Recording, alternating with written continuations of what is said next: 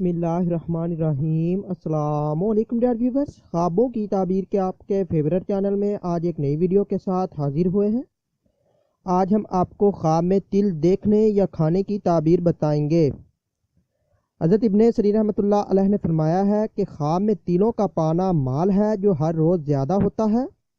अगर देखे कि इसके पास तिल हैं और इनको खाता है तो दलील है कि इसी कदर अपने माल से फ़ायदा पहुँचाएगा, और अगर देखे कि इसने बेमज़ा तिल खाए हैं तो दलील है कि इसी कदर हराम माल पाएगा, और बाज़ अहले ताबीर बयान करते हैं कि गम अंदोह पहुँचेगा।